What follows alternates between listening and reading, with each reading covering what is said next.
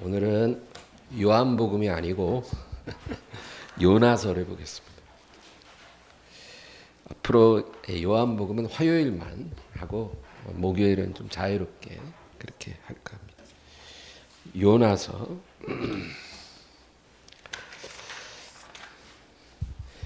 1장 4절에서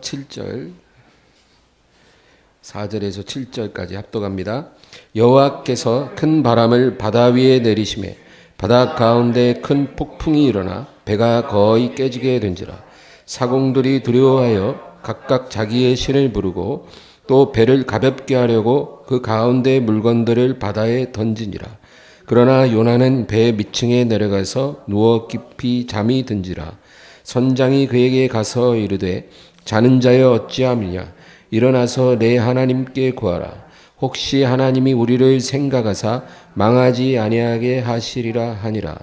그들이 서로 이르되 자 우리가 제비를 뽑아 이 재앙이 누구로 말미암아 우리에게 임하였나 알아보자 하고 곧 제비를 뽑으니 제비가 요나에게 뽑힌지라. 아멘.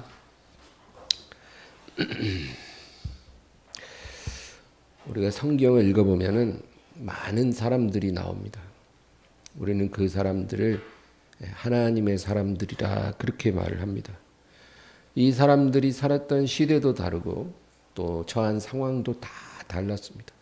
그러나 그들에게는 공통점이 있었어요. 그것은 그들이 삶 속에 하나님의 음성을 들었다는 것입니다.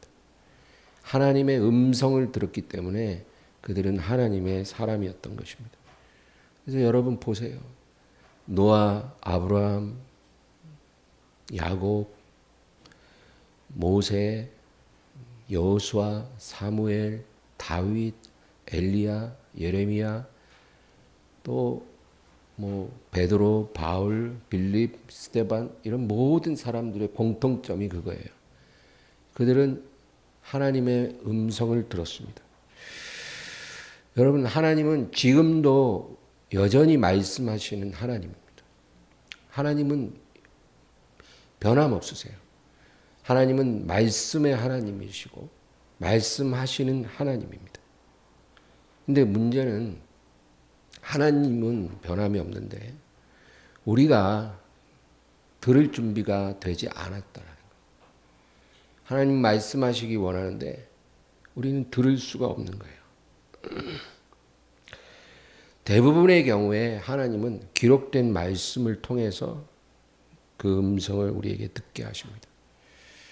우리가 기록된 말씀 안에서 하나님의 음성을 듣지 못하면 우리는 하나님을 들을 수 없어요.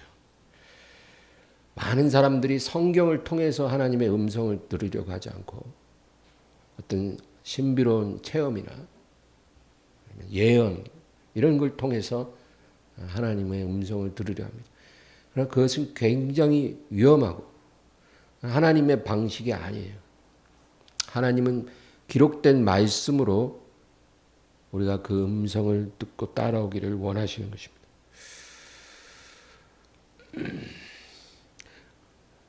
오늘 요한복음 10장 한 구절만 찾아볼까요? 요한복음 10장 27절.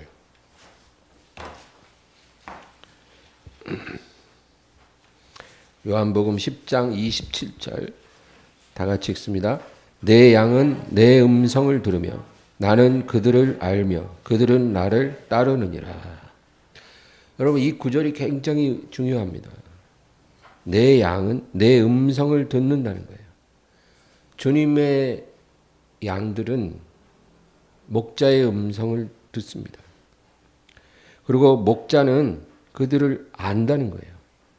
목자는 자기 양을 압니다. 어떻게 알아요? 자기 음성을 듣고 따라오는 양이 자기 양인 거예요. 만약에 목자가 불러도 따라오지 않거나 알아듣지 못하면 그건 자기 양이 아니거나 아니면 염소인 거죠. 목자의 음성을 듣고 따라오는 게 바로 그 목자의 양인 것입니다. 예수님과 우리의 관계는 한마디로 말씀하시고 듣는 관계입니다. 그래서 우리는 목자의 음성을 듣는 훈련이 필요해요. 오늘날 대부분의 성도들이 신앙생활을 하면서 이 들음의 중요성을 알지 못합니다. 우리 신앙의 가장 중요한 베이스가 듣는 거거든요. 하나님은 말씀하신 하나님이기 때문에 우리가 하나님을 믿고 목자를 따르려면 제일 먼저 들을 수 있어야 해요. 그때 듣는 것이 중요하다고 생각하지 못하고 사는 성도들이 너무나 많은 것입니다. 우리가 듣지 못하면 즉시로 위험해지는 것입니다. 어떻게 위험해지냐면 우리가 목자의 음성이 안 들리면 다른 음성이 들린다는 거예요. 예, 그래서 위험한 거예요. 그래서 우리가 미혹되고 속는 겁니다.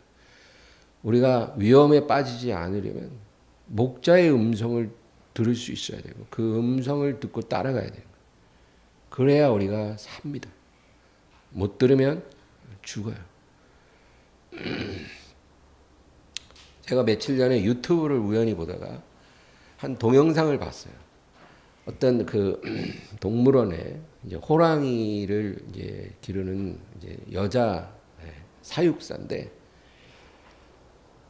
이 여자 사육사가 이제 호랑이에게 이제 먹이를 주잖아요.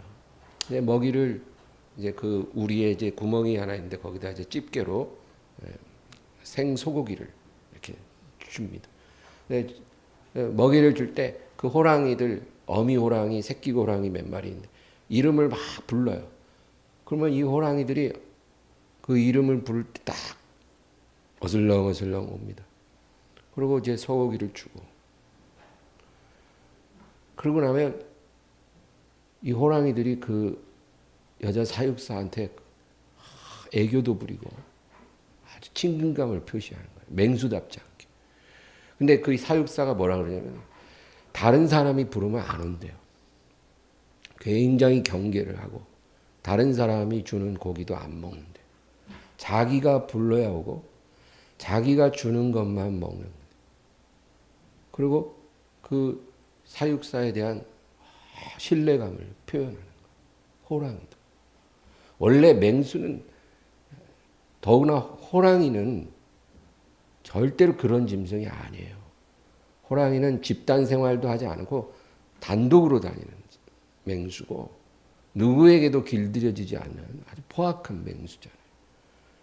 근데 호랑이도 자기에게 고기를 주는 사람이 누군지 그 사람의 음성을 알아듣는 거예요. 그리고 부르면 옵니다.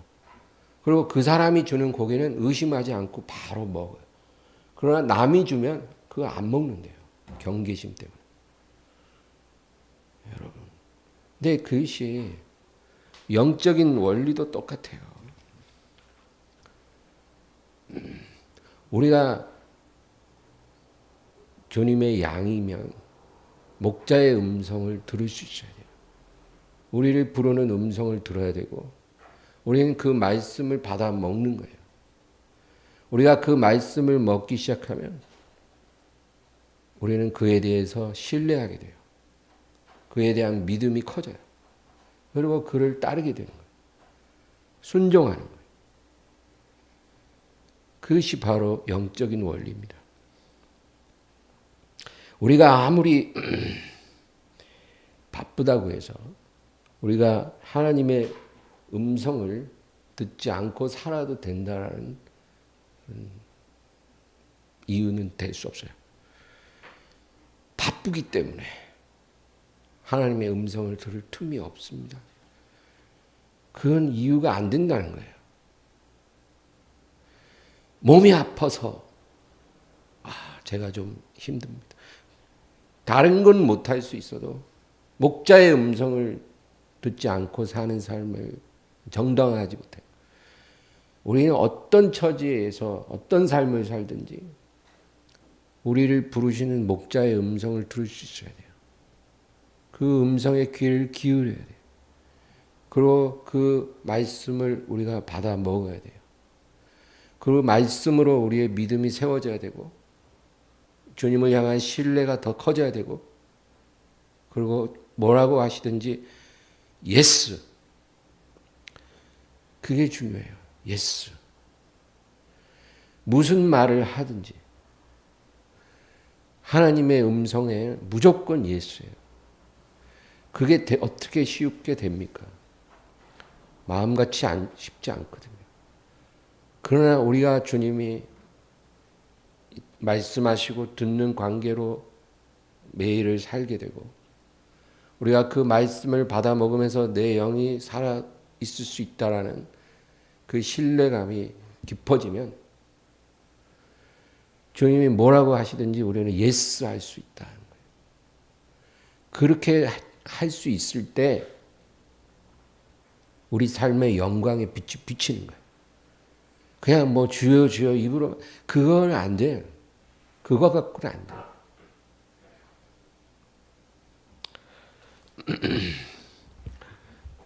하나님이 우리를 통해 영광 받으시는 방식 뭘까요? 하나님이 우리를 통해 영광을 받으시는 그 패턴이 있어요. 우리가 하나님 앞에 뭘 하고 뭘 드려서 하나님이 영광 받는 게 아닙니다. 우리는 그 생각에서 벗어나야 돼요. 우리가 뭘 하면 하나님이 기뻐하시겠지. 뭔가 뭔가 가시적인 일을 이것도 하고 저것도 하고 바쁘게 여러 가지를 하면 하나님이 좋아하시고 영광 받으실 것이다. 또 내가 뭘 하나님을 위해 드리면 하나님이 굉장히 기뻐하실 것이다. 여러분 그것이 하나님이 우리를 통해 영광 받으시는 방식이 아니에요. 하나님은 그 음성을 듣고 순종할 때 영광 받으셔요. 이거 우리가 분명하게 알아야 돼요. 뭘 하려고 하지 마세요. 뭘 드리려고 하지 마세요. 그것이 무의미한 게 아니라 그것은 우선순위가 아니에요. 우리가 하나님의 음성을 들을 수 있고 그 음성에 응답할 수 있고 순종할 수 있을 때 하나님은 영광 받으시고 그리고 그 순종 안에서 우리가 하나님을 위해 이것도 하고 또 저것도 드릴 때 하나님께서 그것을 향기롭게 받으시는 거예요. 여러분 아브라함이 모리아산에 가서 아들을 딱 결박해갖고 눕혀놓고 칼 딱 빼갖고 딱 잡으려고 할 때 하나님이 스탑 그랬잖아요. 그리고 하나님이 이제 알았으니 네 칼을 내려놔라. 이제 내가 너를 알았노라. 그러고 나서 딱 보니 숯불에 그 뿔이 딱 걸려 발버둥치는 순양 한 마리가 있는 거예요. 그래서 아브라함이 그 순양을 가져다가 칼로 딱 잡아서 하나님께 번제로 드리니까 하나님이 흠양하셔.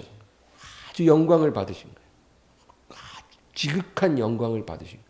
근데 만약에 아브라함이 처음부터 딱 계획을 세웠어요. 이제 딱 제단 벌려놓고 아들 대신 순양 한 마리 잡아다가 드리고 퉁쳐야 되겠다. 만약에 그렇게 해서 그 순양을 잡아서 드렸다면 하나님이 똑같은 순양의 번제지만 흠양하셨겠냐고요. 말도 안 되는 거죠. 통할 수 없어요. 순양을 드리는 것이 중요한 게 아니라 그 말이에요. 하나님 말씀 듣고 즉시로 순종하는 것. 그것이 중요한 것이고 그것이 하나님의 영광이 되는 것이고 그게 될 때 순양을 드리든 비둘기를 드리든 뭐든 드리도 하나님이 다 기쁘게 흠양하시는 거예요. 그 원리예요. 하나님의 음성을 듣지 않고 순종하지도 않으면서 교회에 열심히 나오고 봉사하고 하는 사람들이 많잖아요. 이 순서가 잘못됐다. 그에게 마당만 밟는 거예요. 헛된 재물을 내게 더 이상 가져오지 말라고 하나님 말씀하셔요. 그래서 하나님이 사무엘에게 뭐라 그래요? 순종이 제사보다 낫고, 그렇죠? 듣는 것이 수양의 기름보다 나으니 거역하는 것은 사술의 죄와 같고 완고한 것은 우상사신에게 절하는 것과 같음이라. 하나님 분명하게 말했어요. 듣고 순종하는 것이 제사 드리는 것과 기름을 불태워 드리는 것보다 낫다는 거예요. 하나님 앞에 거역하는 것은, 순종하지 않는 것은 우상 숭배하는 죄와 다를 바가 없다. 그만큼 여러분, 우리와 하나님과의 관계는요, 뭐를 주고받는 관계가 아니에요. 우리는 하나님과 그렇게 할 수 없어요. 우리가 할 수 있는 최선의 향기로운 제물은 온전한 순종이에요. 하나님의 음성을 듣고 온전히 순종하는 것. 그것이 하나님이 기쁘게 받으시는 진정한 제사예요. 그 사람이 예물을 드릴 때 그것이 향기로운 예물이 되고, 예배를 드릴 때 향기로운 예배가 되고, 찬송을 부를 때 향기로운 찬송이 되고, 하나님이 뭐든지 다 받아주시고 그의 기도를 응답해 주시는 거예요. 의인의 기도는 역사하는 힘이 크다. 똑같은 기도가 아니라 그 말이에요. 순종하는 사람의 기도를 하나님이 기쁘게 들어주신다. 그래서 성경은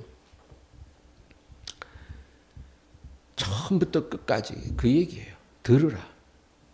하나님이 우리에게 뭐라고 하시냐면 들으라. 이 성경이라는 한 권의 책은요, 그 말로 다 할 수 없을 만큼 소중한 책이에요. 하나님은 성경을 통해서 우리에게 그 음성을 듣게 하셔요. 우리가 성경을 읽을 때 그 음성이, 말씀이 살아있는 하나님의 음성, 나에게 말씀하시는 음성으로 들리기 전까지는 우리는 하나님을 순종할 수 없어요. 우리가 성경을 읽을 때 그것이 나에게 주시는 음성으로 들려줘야 돼요. 그러면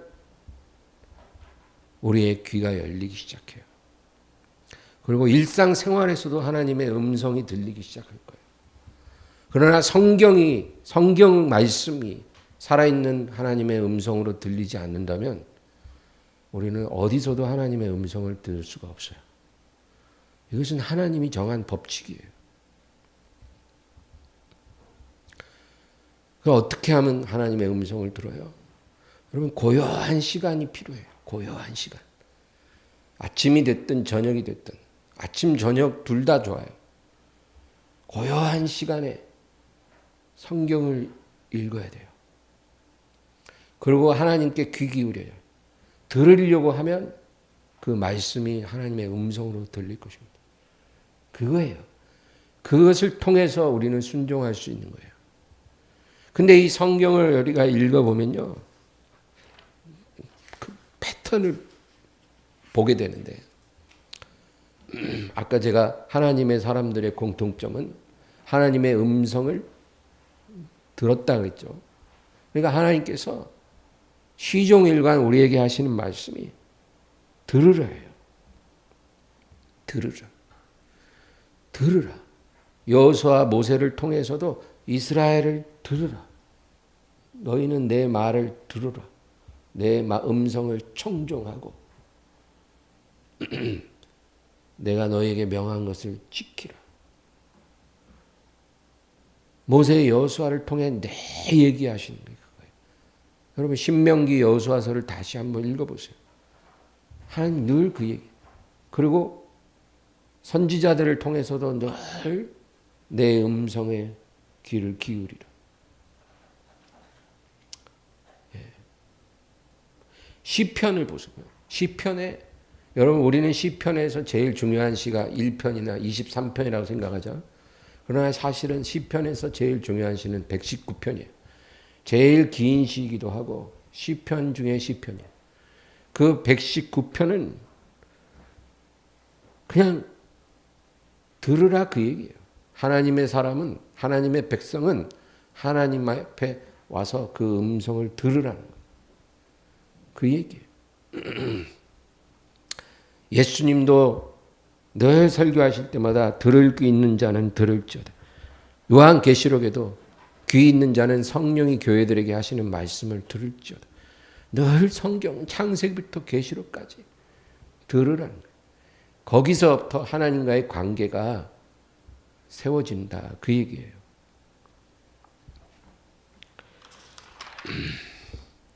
오늘 하나님은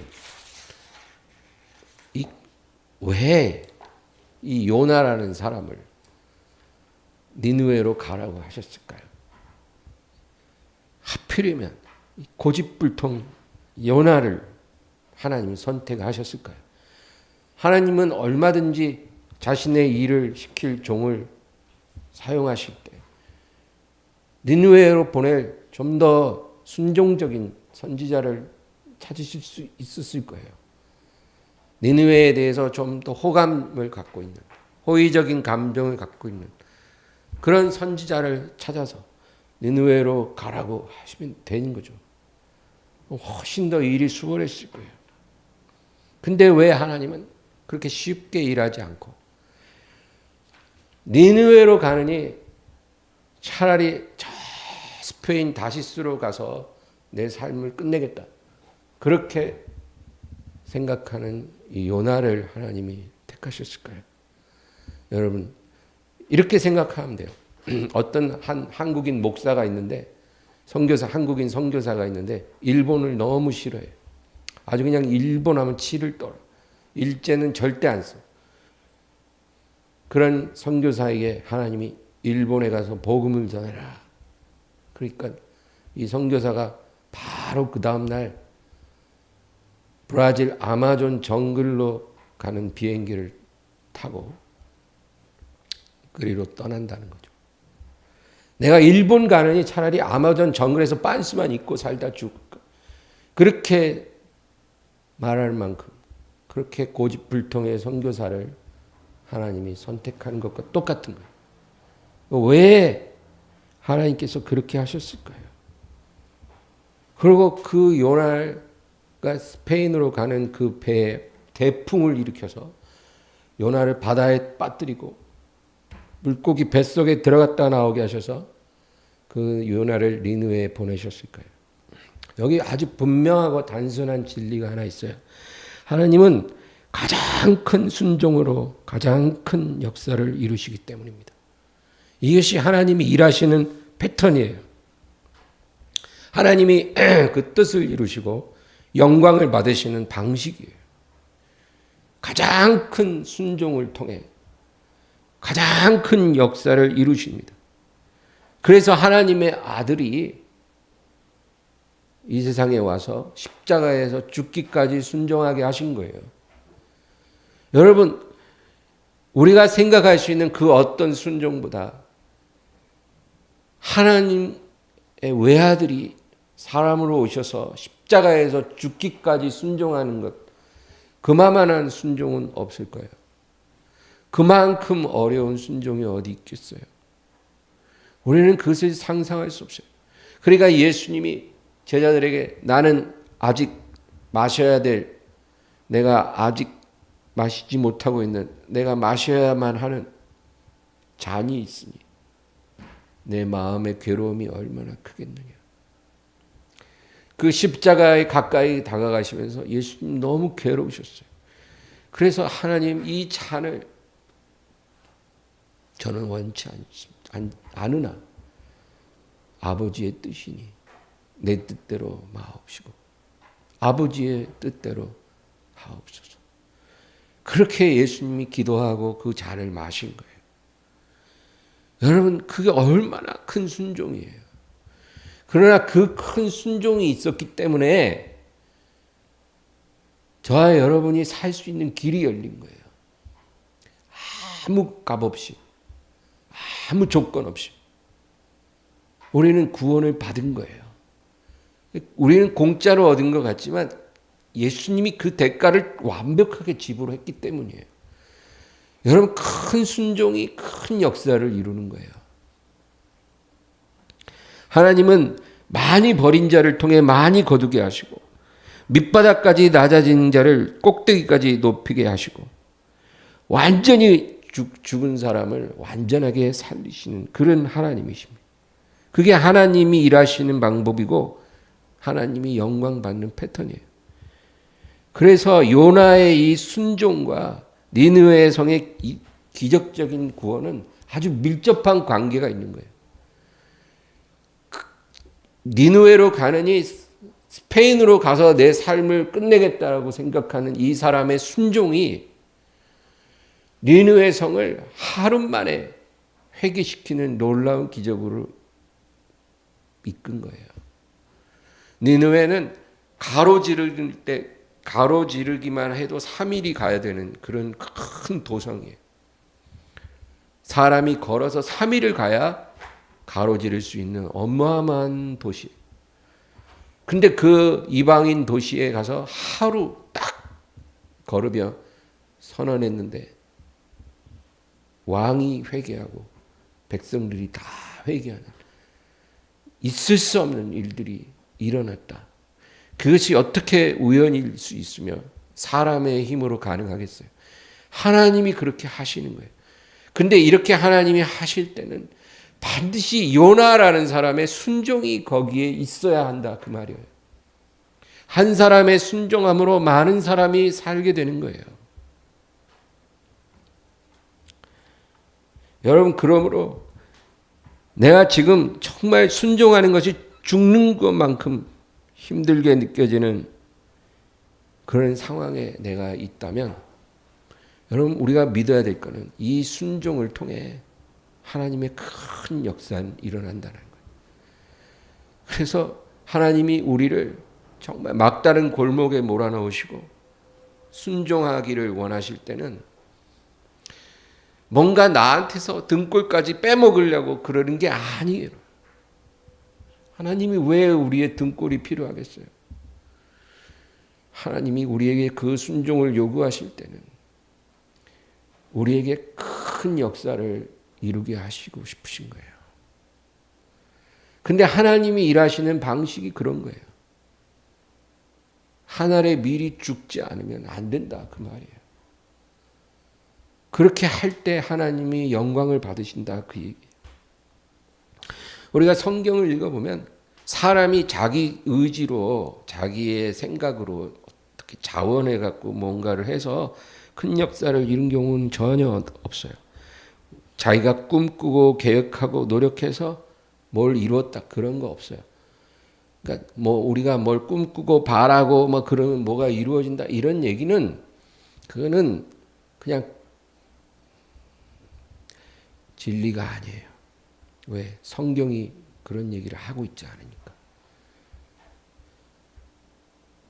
그런데 하나님의 부르심에 순종해서 우리가 죽기까지 낮아지면 하나님은 놀라운 일을 이루시는 거예요. 그게 하나님의 일하시는 방법이에요. 순종이 어려울수록 기적은 더 커요. 기드온 여러분 아시잖아요. 기드온. 이 기드온이라는 사람은 평범한 사람이었어요.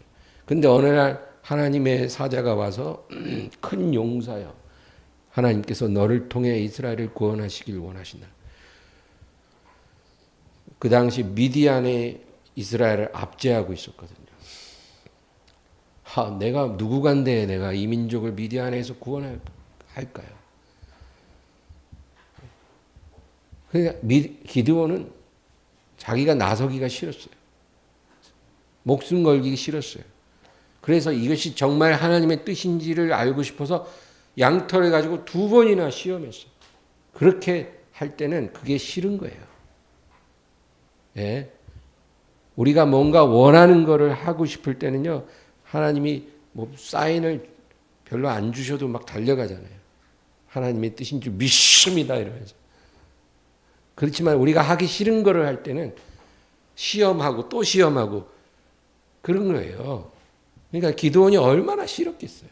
미디안을 상대로 자기가 앞장서서 싸워야 된다고 하니까. 근데 2번이나 시험하고 그러고 나서 이제 어쩔 수 없이 나팔을 부니까 이스라엘 사람들이 그 오합지졸 같이 꾸역꾸역 모여드는 거예요. 다 긁어 모아도 미디안 군대에 못 미쳐요. 근데 하나님 뭐라요? 너무 많다는 거예요. 너무 많다. 이게 뭐가 많아요? 미디안을 우리가 이길 수 없는 숫자인데 다 데려 집으로 가라. 300명 빼고. 그래서 그 300명으로 하나님이 엄청난 일을 이루신 거죠. 여러분 베드로도 마찬가지예요. 베드로에게 예수님이 깊은 곳으로 가서 그물을 내리거라. 근데 여러분 그 상황은 베드로가 순종할 수 있는 상황이 아니었어요. 왜냐하면 밤새 고기를 못 잡았고 너무 몸이 피곤해요. 근데 예수님이 희한한 명령을 하시니까 누가 순종할 수 있겠어요? 근데 그 사건은 우리가 어려운 순종을 할 때, 하나님의 음성을 듣고 그 말씀에 순종할 때 어떤 열매를 거둘 수 있는지를 보여주는 사건이에요. 다윗을 보세요. 하나님이 사무엘에게 말합니다. 내가 이새의 아들 다윗을 보니 내 마음에 합한 자라. 여러분, 하나님 마음에 합하다 그 말은 하나님의 마음과 같다 그 말이에요.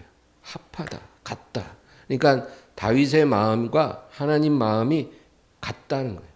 그 뭐에 의미할까요? 하나님의 목적과 다윗의 삶의 목적이 같았다 그 말이에요. 그러니까 하나님이 다윗을 보시고 내 마음에 합한 자라. 로마서 1장 20절에는 하나님이 지으신 모든 피조물 안에 하나님의 영원하신 능력과 신성이 분명히 보인다는 말씀이 있어요. 여러분 우리가 알아야 될 것은 하나님은 인간을 지으실 때 또 모든 만물을 창조하실 때 한 가지 목적으로 지으셨다는 거예요. 그게 뭐냐? 하나님의 영광을 드러내는 목적이에요. 저와 여러분을 하나님이 지으실 때는, 그리고 이 세상에 우리를 살게 하실 때는 하나님이 우리를 향한 목적이 있겠죠. 그냥 내가 너희를 방목하니까 한 70년 마음껏 살다가 오너라. 이게 아니에요. 니들 마음대로 할까 하고 싶은 거 다 하다가 그리고 내가 부를 때 와라. 그런 거 아니에요. 하나님이 목적이 있어요. 그게 뭐야? 하나님의 영광을 나타내고 싶으신 거예요. 우리를 통해. 그러므로 우리가 어떻게 살아야 됩니까? 아침에 눈을 뜨면 오늘은 내가 하루 어떻게 하면 하나님의 영광을 위해서 살 수 있을까? 내가 오늘도 하나님의 영광을 이루기 위해 기쁘게 열심히 살아야 되겠다. 우리가 이런 마음으로 하루를 시작해야 돼요. 어떤 상황을 만나든지 내가 이 일을 통해 하나님의 영광을 드러내야 되겠다. 우리가 이런 마음으로 살면 그것이 하나님이 우리를 창조하신 목적에 부합한 모습이에요. 그러나 아침에 눈을 떴을 때 오늘은 나를 위해 무엇을 할까? 나의 기쁨과 즐거움을 위해 내가 어떻게 살아야 할까? 이런 생각을 우리가 하고 하루를 살고 있다면 우리는 하나님을 믿지만 하나님의 마음에 합한 사람이 아닌 거예요. 왜? 하나님의 목적과 우리 목적이 서로 다르기 때문에. 하나님이 우리를 볼 때 하나님 마음에 합한 사람일 수가 없다는 거죠. 그러므로 하나님의 마음에 합한 그런 사람은 하나님이 그 사람을 영광의 그릇으로 사용하셔요. 하나님의 영광을 담는 그릇. 질그릇에 보배를 담은 것 같이 하나님이 우리를 그렇게 사용하신다는 거예요. 그러나 오늘 하루 또 나의 기쁨을 위해 내가 어떻게 살까? 이렇게 살아가는 사람은 진노의 그릇입니다. 영광의 그릇이 아니에요. 하나님과 목적이 다른 인생이기 때문에 진노의 그릇이고 그 사람은 깨뜨려질 겁니다. 이 다윗이라는 소년은 아버지의 양떼를 치면서도 내가 오늘 어떻게 하면 하나님을 기쁘시게 할까? 그것을 늘 생각하는 그런 소년이었어요. 아주 특이한 소년이에요. 그러니까 하나님이 이 소년 다윗을 볼 때 하나님 마음에 합한 거예요. 이스라엘에 잘나고 훌륭한 인물들이 많았으나 그러나 다 물리치시고 하나님은 사울을 이을 이스라엘의 지도자로 이 소년을 선택한 거예요. 왜? 마음에 합한 자이기 때문에. 다윗은 양떼를 칠 때 그냥 양떼를 치지 않았어요. 한가로운 시간에는 하나님을 찬양했어요. 양을 항상 끌고 다니는 게 아니라 푸른 초장에 탁 풀어놓고 풀을 뜯기잖아요. 양들이 풀 뜯고 물 마시고 이렇게 쉬게 해야 되잖아요. 그럴 때 목자는 나무 그늘 아래 앉아서 바위에 기대고 앉아서 그냥 가만히 조는 것이 아니라 하나님을 찬양했어요. 그 시간. 그리고 갑자기 사자나 곰이 와서 저기 끄트머리에 떨어진 양 한 마리를 물고 가면 보통 목자들은 그냥 포기해버려요. 왜? 괜히 구하려다 자기까지 위험하니까. 그런데 다윗은 그렇게 생각하지 않았어요. 끝까지 따라가서 그 입을 벌려서 양을 꺼집어내고 그리고 주먹으로 치고 물맷돌로 때리고 해가지고 그 사자와 곰을 죽였다 그래요. 보통 사람들이 볼 때는 정말 약간 사이코패스 아닌가? 저 소년.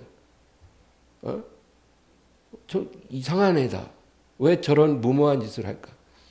근데 다윗은 그 사자와 곰이 물어간 양 한 마리가 아까워서 그런 게 아니라 그 양 한 마리를 잃어버리는 것이 하나님의 기뻐하는 것이 아니라고 믿었기 때문이에요. 왜냐하면 다윗의 시를 보면 우리가 그 힌트를 찾아요. 여호와는 나의 목자시라. 나는 그의 기르시는 양이라. 그렇게 다윗이 고백하고 찬양하거든요. 그러니까 주님이 목자고 나는 그의 기르시는 양인데 주님이 양인 나를 이렇게 사랑하시고 이렇게 보살피시고 먹이시고 보호해 주시는데 내가 그래서 감사해서 이 목자를 기쁘게 따르고 그 음성을 듣는데 내가 기르는 이 양들도 내가 그와 같이 소중하게 생각하는 것이 마땅하지 않는가?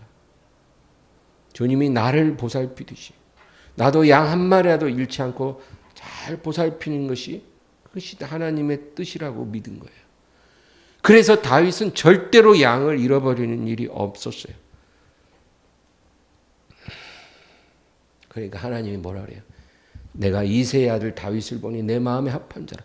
내가 저를 통해 내 모든 뜻을 이루게 하리라.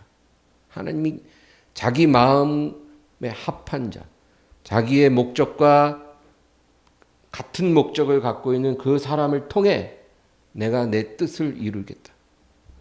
여러분, 다윗을 하나님이 부르셨는데 우리에게도 동일한 눈을 갖고 계시다는 걸 알아야 돼요.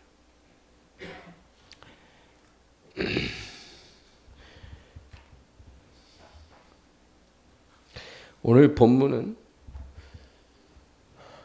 이 요나가 탄 배가 이제 거의 침몰 직전이에요. 이 상황에서 사람이 할 수 있는 건 아무것도 없어요.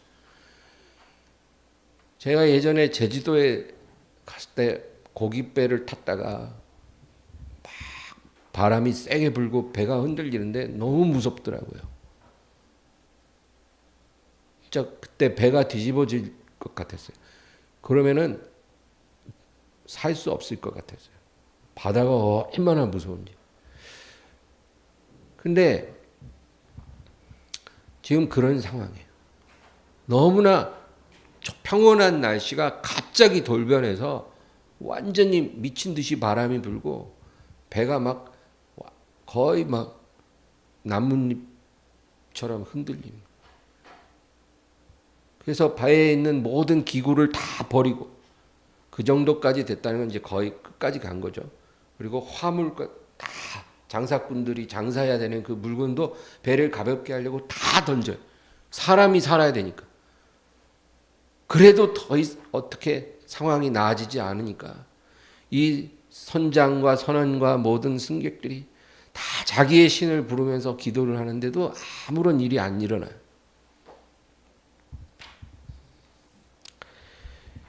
근데 이 사람들이 야, 이게 지금 왜 이런 일이 일어났는지, 누구 때문에 이런 일이 일어나서 신이 노여워하는 건지 우리가 제비를 뽑자 그런 거예요.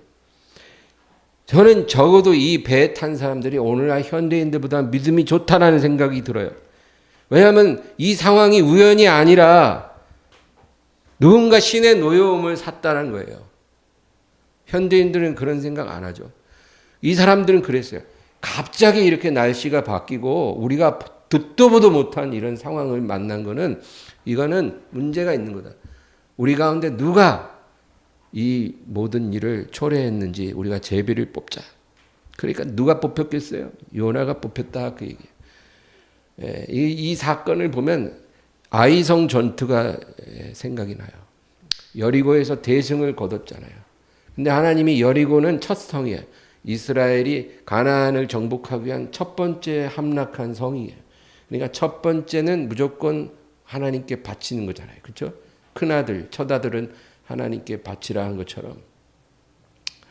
그래서 그 큰아들을 바치는 것을 대신해서 레위 지파를 하나님께 통째로 바친 거죠. 그러니까 첫 열매, 첫 아들, 무엇이든지 첫 번째 것은 하나님 거예요. 그러니까 하나님이 첫 성은 온전히 불태워로 바치라는 거예요. 아무것도 취해서는 안 된다. 털끝도 건드리면 안 되고, 아니 성 전체를 다 불태우고 모든 생명은 다 죽여라. 근데 아간이라는 사람이 거역을 했어요. 그래서 나중에 아이성 전투에서 패배하고 이길 수밖에 없는 그런 전투인데도 지고 나니까 이게 누구 때문에 이런 일이 일어나는지 제비를 뽑자. 아간이 뽑혔어요. 딱 그런 이야기. 우리 요나서 1장 11절에서 16절을 한번 읽어보겠습니다. 11절에서 16절이요.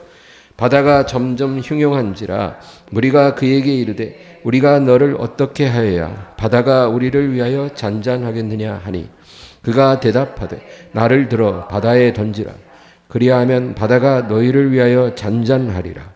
너희가 이 큰 폭풍을 만난 것이 나 때문인 줄을 내가 아노라 하니라. 그러나 그 사람들이 힘써 노를 저 배를 육지로 돌리고자 하다가 바다가 그들을 향하여 점점 더 흉용함으로 능히 못한지라. 무리가 여호와께 부르짖어 이르되 여호와여 구하고 구하오니 이 사람의 생명 때문에 우리를 멸망시키지 마옵소서. 무죄한 피를 우리에게 돌리지 마옵소서. 주 여호와께서는 주의 뜻대로 행하심이니이다 하고 요나를 들어 바다에 던짐에 바다가 뛰노는 것이 곧 그친지라. 그 사람들이 여호와를 크게 두려워하여 여호와께 제물을 드리고 서원을 하였더라. 요나의 말대로 요나를 바다에 던지자마자 바다가 거짓말처럼 고요해졌다. 그 배에 탄 수십 명이 어떤 행동으로도 이 상황을 해결할 수 없었는데 한 사람, 하나님의 사람, 하나님께 불순종한 하나님의 사람, 그의 죽음으로 인해 그 배에 타고 있는 모든 사람이 살 수 있었다. 그거죠. 여러분, 이 사건이 우리에게 주는 메시지는 분명해요. 우리의 인생에 우리가 이해할 수 없는 어떤 풍랑이 일어나고 우리가 감당할 수 없는 어떤 고통이 다가올 때 그 문제의 원인도 나고 그 문제의 해결도 나로 말미암는다는 거예요. 내가 죽어야 나와 한 배에 타고 있는 사람이 살아요. 그들이 누구예요? 내 가족이에요. 한 배에 탄 사람이 가족 아니겠어요? 내가 죽어야 우리 가족들이 다 살아난다. 그 얘기를 하나님이 하시는 거예요. 그리고 이 요나가 바다에 던져져 물고기 뱃속에 들어간 건 죽은 거나 마찬가지죠. 근데 하나님이 그를 다시 살리셔서 니느웨로 보냈어요. 그때 니느웨로 요나가 순종한 거예요. 왜? 물고기 뱃속에서 회개했거든요. 나에게 기회를 주시면 하나님 뜻대로 가겠나이다. 그러니까 하나님이 해변가에 요나를 토함으로 요나가 니느웨로 순종했어요. 이 사람의 순종이 한 성에 있는 사람들을 다 구원받게 했다 그거죠. 여러분 이 요나서의 결론은 딱 그거예요. 한 사람의 하나님을 섬기는 한 사람의 죽음이 한 배에 탄 사람들의 생명을 구원하고 한 사람의 순종함이 그 주변에 있는 모든 사람들을 구원하는 거예요. 그것이 요나서가 우리에게 말해주는 거예요. 그러니까 문제가 어디서 발생을 했든 그 문제의 해결책은 나로부터 시작된다는 거. 이것을 우리가 잊지 말아야 돼요. 깨어진 우리 가정. 정말 어떻게 해야 할지 대책이 없어요. 어떻게 해야 될까요? 내가 죽어야죠. 하나님 앞에서. 그리고 하나님의 음성을 듣고 순종해야 돼요. 그러면 해결된다는 거예요. 거짓말처럼 바다가 잔잔해진 것처럼 하나님이 역사하신다. 그것이 무슨 문제든 간에 항상 하나님께서는 그렇게 일하셔요.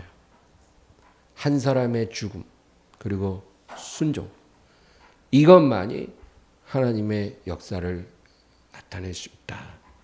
오늘 이것을 기억하면서 우리 간절히 기도하겠습니다. 주여 주여 주여